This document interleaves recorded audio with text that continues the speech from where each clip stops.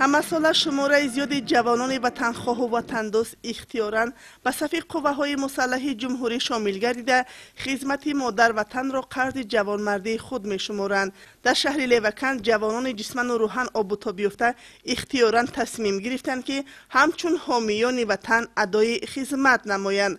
در حقیقت امروز خدمت نمودن در راه آرامی و آسودگی کشور رسالت هر یک جوانمرد به ننگ و ناموس میباشد. در شهر لیوکن شماره زیاد جوانان وطنخواه و سالم جمع آمده با خوشنودی آمادگی کامل میگیرند برای خدمت در صف قوه‌های مسلح جمهوری. هر یک دعوت شونده از آن افتخار دارد که همچون سپر با اعتماد وطن امکان دارند مردم کشور را حمایت نموده همچون فرزندان شجاع وطن قرض جوانمردی خود را با سربلندی ادا نمایند. شرایط در قوه‌های مسلح جمهوری در دوران صاحب استقلالی کشور رو به بهبودی نهاده جوانان امکان دارند در مدت خدمت در این مکتب مردانگی آب و تاب یافته همچون جوانان شجاع و دلیر زیرکی سیاسی را از دست نداده کشور جان خود را حمایت می نمایند. من امروز خرسندم که فرزند من با خواهش خودش به صف قوه‌های مسلح جمهوری تاجیکستان امروز سفر گردیده ایستاده است. ما شاد از آن هستیم که امروز با سروری پیشوای ملت ما راهبر دولت محترم جناب عالی در تمام قسم‌های نظامی جمهوری ما تمام شرایط‌ها فراهم آورده شده است و هر یک شخص جوانمرد جواندوست باید پیش از همه بعد از ختم دانشگاه یا که بعد از مؤسسه تحصیلات میانه عمومی حتما آمده به صف قوه‌های مسلح داخل شده خدمت وطن و مادر و پدر را باید ادا نمایند. من افتخار میکنم که امروز فرزند من با خواهش خودش من در صف قوه‌های مسلح جمهوری تاجیکستان سفر برگردیده شده است.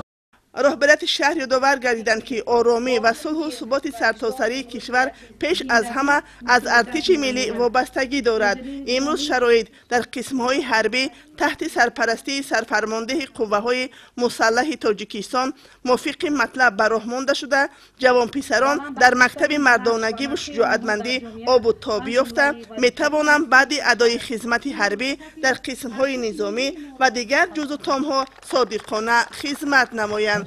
گفته شد که ثمره کارهای تبلیغاتی صحبت و ملاقات‌ها در جماعت و محله‌های شهر باعث گردید که صف جوانان اختیاری به مراتب می افزاید که این عمل از صداقت به وطن به این دیاری بهشت آسا بشارت می دهد.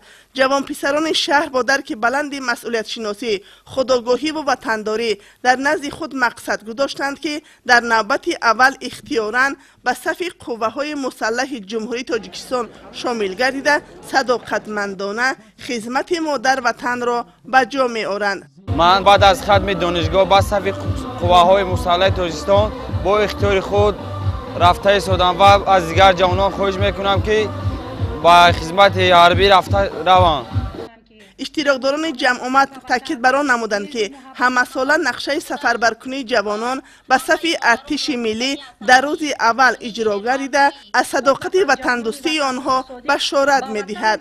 در رفت جمع آمد دیگر اشتراکداران عاید به نقش ارتش ملی در تامین امنیت کشور وحدت سرتاسری آبادی و سازندگی حرف زده شکرانه دوران صاحب استقلالی مملکت را نموده اطمینان بر آن دارند که جوانان وطنخواه و وطنپرور آماده خدمت بوده قرض مردانگی خود را با سربلندی اجرا می نمایند. با دسترس نمودن شهادتنامه رانندگی و هنر آموزی نوعسکران امکان دارند در قسم‌های نظامی موافق کسب و هنر فعالیت نمایند.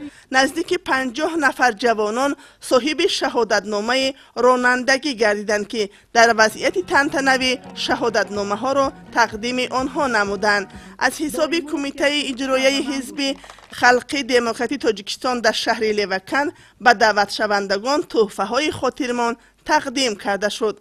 چون انعنه مراسم قدیمه مردمی زنان و مادران به دعوت شوندگان کلچه و نانهای شیرمال را هدیه نموده مراسم نانگزان را بین نوسکران گذراندند که این تنها به خاطر با سر بلند و صداقتمندانه خدمت مادر وطن را اجرا نموده همچون جوان پسران دلیر و شجاع به نزد والدانشان برگشتن است.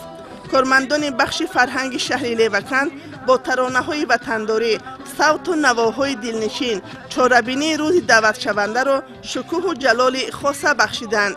جوانان سین دعوتی تحت ترانه‌های وطنداری، مردانگی و شجاعتمندی، دلیری، خوشحالی نموده همگان را باور کنانیدند که آنها همچون سپری با اعتماد وطن مرز و بوم کشور را مردانوار حفظ می نمایند.